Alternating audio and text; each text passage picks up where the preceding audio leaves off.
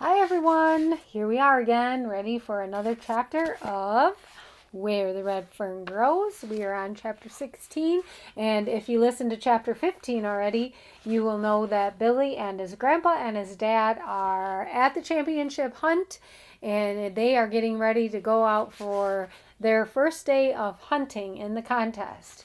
So here we go, chapter 16. In the afternoon, our judge came over and introduced himself. He told us he'd be going with us that night. About sundown, we piled into our buggy and drove a few miles downriver.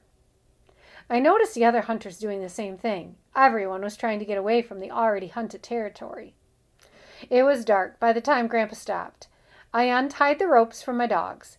Little Ann reared up on me and whined. Old Dan walked off a few yards, stretched his body, and dragged his claws through the soft-bottom soil. Opening his mouth, he let out one loud bawl and then disappeared in the thick timber. Little Ann was right on his heels. We took off after them. Grandpa got nervous. He said to me, "Don't you think we ought to whoop to them?" I told him to wait a little while. There'd be plenty of time for whooping. He snorted and said he thought a hunter always whooped to his dogs. "I do, Grandpa," I said, "but not before they've struck a trail." We walked on. Every now and then we would stop and listen. I could hear the loud snuffing of old Dan. Once we caught a glimpse of little Ann as she darted across an opening that was bathed in moonlight. She was as silent as a ghost and as quick as a flitting shadow. Pop said, "Sure is a beautiful night for hunting." The judge said, "You can't beat these Ozark Mountain nights for beauty. I don't care where you go." Grandpa started to say something. His voice was drowned out by the bell-like cry of little Ann. In a whisper I said, "Come on, Dan. Hurry up and help her." As if to answer to my words, his deep voice hammered its way through the river bottoms. I felt the blood tingling in my veins. That wonderful feeling that only a hunter knows crept over my body. Looking over at Grandpa, I said, "Now you can whoop." Jerking off his hat and throwing back his head, he let out a yell. It wasn't a whoop or a screech. It was about halfway between, and everyone laughed. The coon was running upriver toward our campground. We turned and followed. I could tell by the dogs' voices that they were running side by side and were hot on the trail. Closing my eyes, I could almost see them running, bodies stretched to their fullest length, legs pounding up and down, white steam rolling from their hot breath in the frosty night.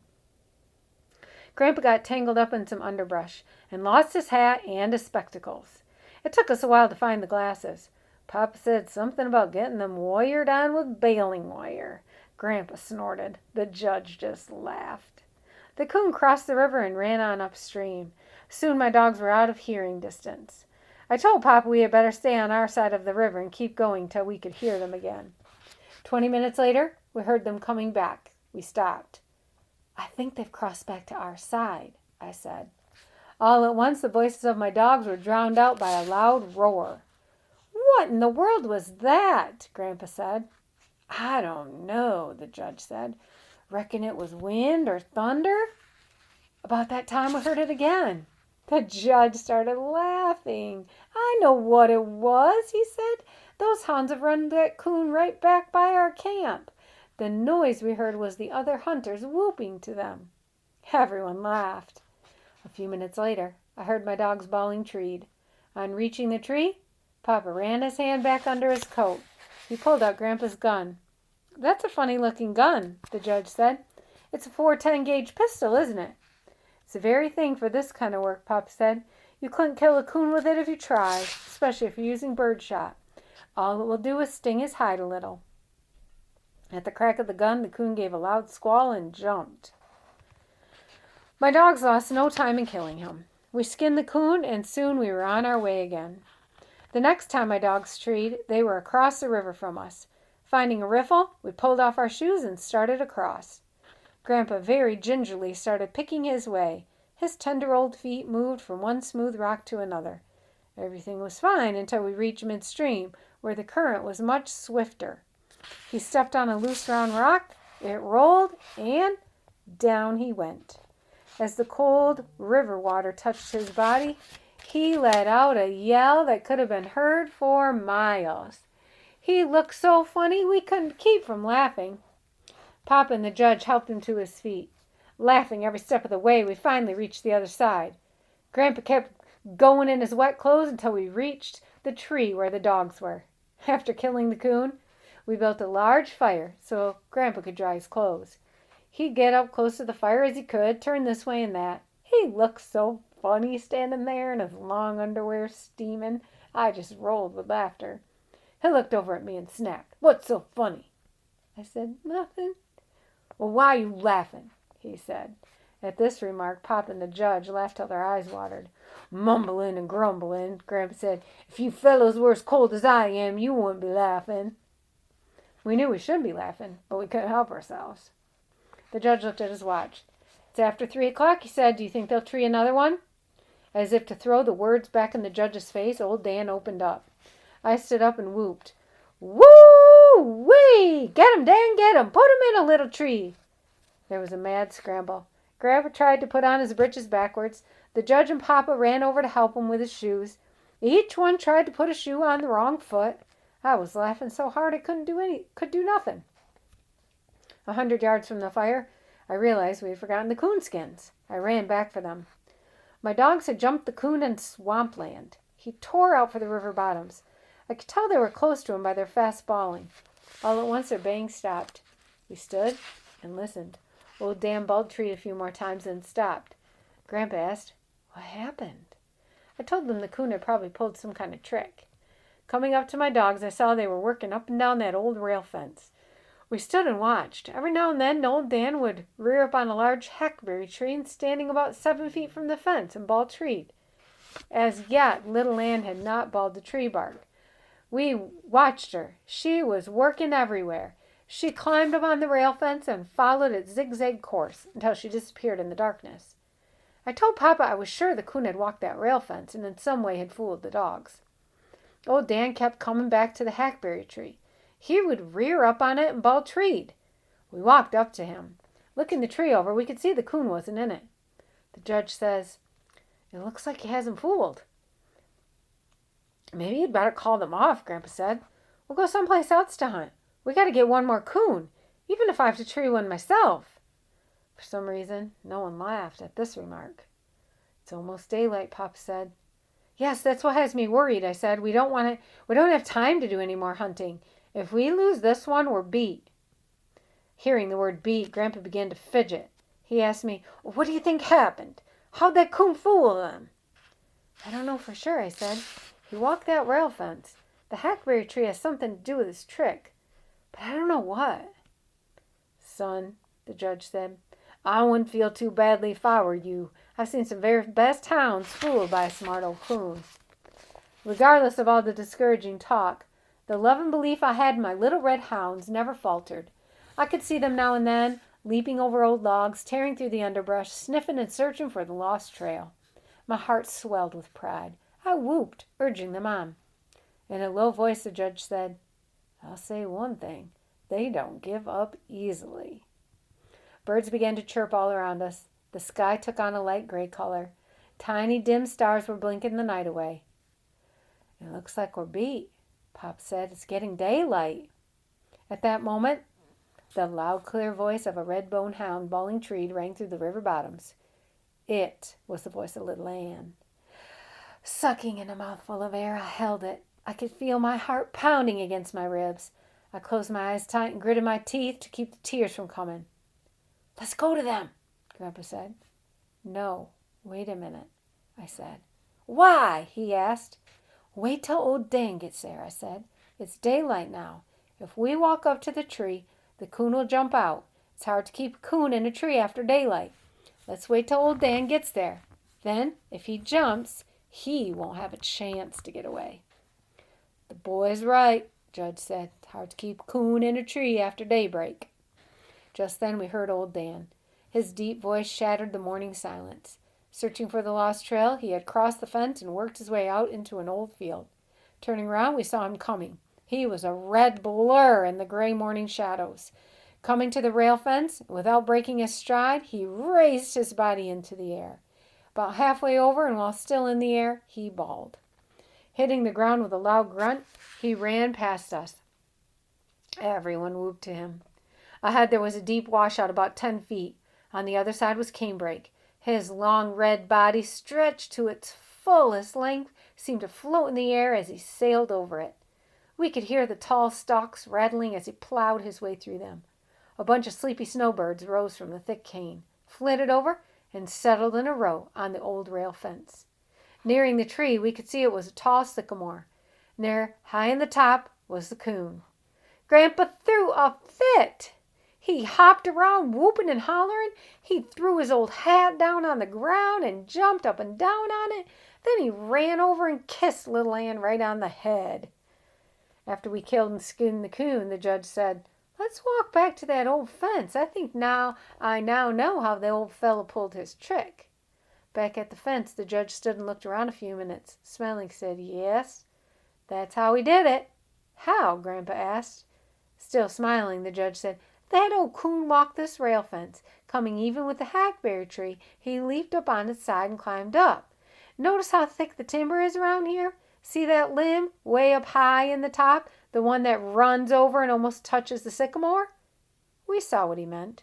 The coon walked out on that limb, he said, and leaped over and caught the sycamore limb. Repeating this over and over from tree to tree, he worked his way far out into the river bottoms. What I can't figure out is how that hound found him. It's reminding me of like Tarzan swinging from branch to branch through the jungle. That's what the coon was doing. Gazing at little Ann, he shook his head and said, "I've been hunting coons and judging coon hunts for 40 years. I've never seen anything like that." He looked at me. "Well, son," he said, "you have tied the leading teams. There's only one more night of eliminations. Even if some of them get more than 3 coons, you'll still be in the runoff. And from what I've seen here tonight, you have a good chance of winning the cup." I knew that little Ann had scented the coon in the air, the same as she had the ghost coon. I walked over and knelt down by her side. The things I wanted to say to her I couldn't, for the knot in my throat, but I'm sure she understood. As we came into the campground, the hunters came out of their tents and gathered round us. The judge held up 3 big coon hides. There was a roar from the crowd. One man said, "That was the most beautiful sight I've ever seen." "What was a beautiful sight?" Grandpa asked. "Last night, those little red hounds brought that coon right through camp." The judge said, "We figured they did when we heard the noise." Laughing, the man said, "We heard them when they ran up the other side of the river. Way up above here they crossed over. We could tell they were coming back, so we doused all the fires, and sure enough, they came right through camp. Those 2 little hounds weren't 50 yards behind the coon, running side by side. Boy, they were picking them up and laying them down and bawling every time their feet touched the ground. I tell you, it's the prettiest sight I ever saw."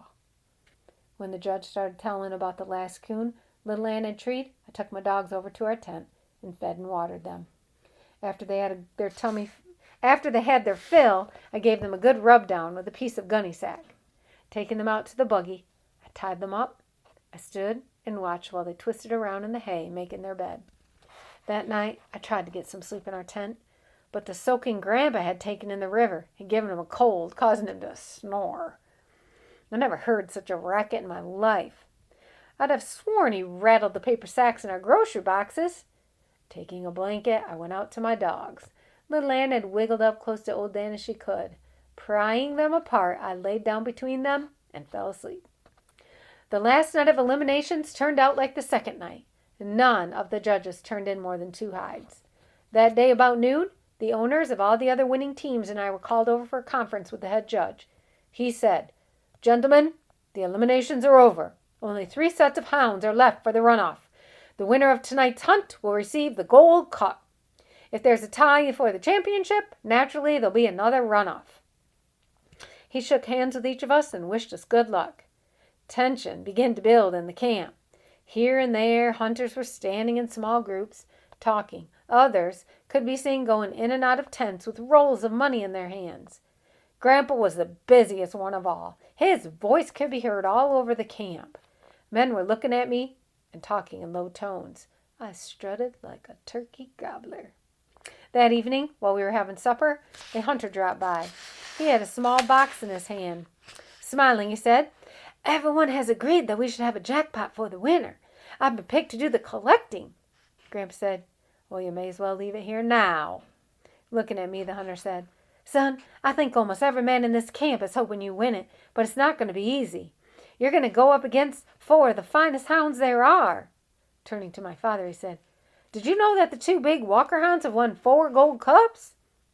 Very seriously, Pop said, "You know, I have 2 mules down on my place. One is almost as big as a barn. The other one isn't much bigger than a jackrabbit. But that little mule can outpull that big one every time." Smiling, the hunter turned to leave. He said, "You could be right." Pop asked me again where I thought we should start hunting. I had been thinking about this all day.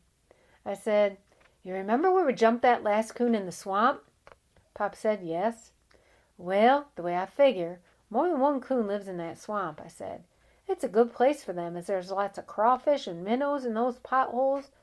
If a hound jumps one there, he has a good chance to tree him." Papa asked, "Why?" "Well, it's a long way back to the river, and about the same distance to the mountain," I said. "Either way he runs, a dog can get pretty close to him, so he'd have to take to a tree." That evening we climbed into Grandpa's buggy and headed for the swamp. It was dark by the time we reached it. Grandpa handed Papa his gun, saying, "Going to be a pretty good shot with this thing." "I hope I get to shoot it a lot tonight," Papa said. Under my breath I said, "I do too." After untying the ropes for my dogs, I held on to their collars for a minute. Pulling them up close, I knelt down and whispered, "This is the last night. I know you'll do your best." They seemed to understand and tugged at their collars. When I turned them loose, they started for the timber. Just as they reached the dark shadows, they stopped, turned around, and stared straight at me for an instant.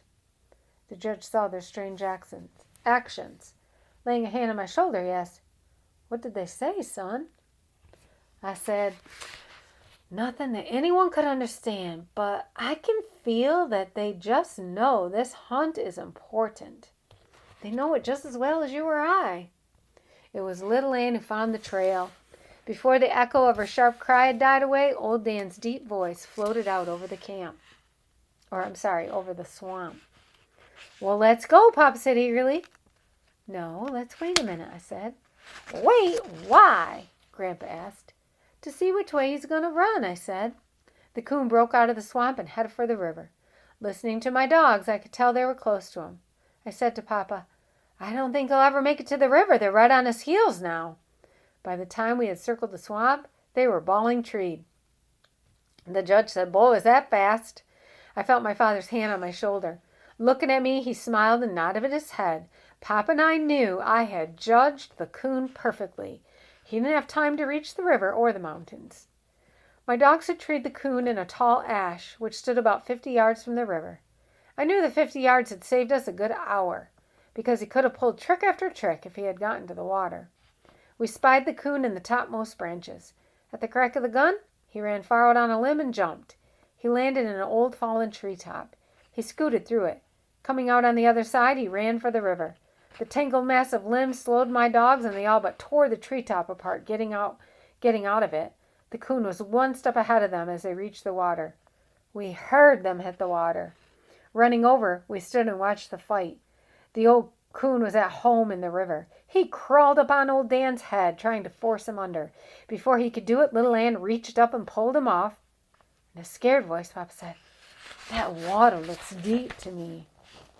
"Maybe you better call them off," said the judge. "That's a big coon. He could drown one of them easily in that deep water." "Call them off?" I said. "Why, you couldn't whip them off with a stick. There's no use for anyone to get scared. They know exactly what they're doing.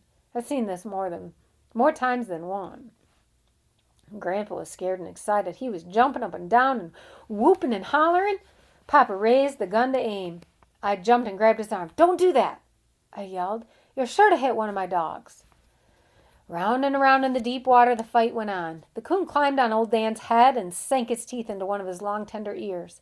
Old Dan bawled with pain. Little Ann swam in and caught one of the coon's hind legs in her mouth. She tried hard to pull him off. All three disappeared under the water. I held my breath. The water churned and boiled. All three came to the top about the same time. The coon was between the bank we were standing on and my dogs. He swam toward us. They caught him again just as he reached the shore. He fought his way free and ran for a large sycamore. Old Dan caught him just as he started up. I knew that was the end of the fight.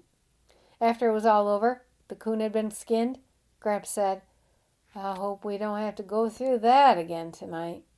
For a while I sure thought your dogs were goners. The judge said, Well, have you ever seen that? Look over there. Old Dan was standing perfectly still, with his eyes closed and his head hanging down. Little Ann was licking at his cut and bleeding ears. She always does that, I said. If you watch, when she gets done with him, he'll do the same for her. We stood and watched until they had finished doctoring each other. Then, trotting side by side, they disappeared into the darkness. We followed along, stopping now and then to listen. That is the end of chapter 16. Tune in again for chapter 17 to see how the championship hunt continues to go.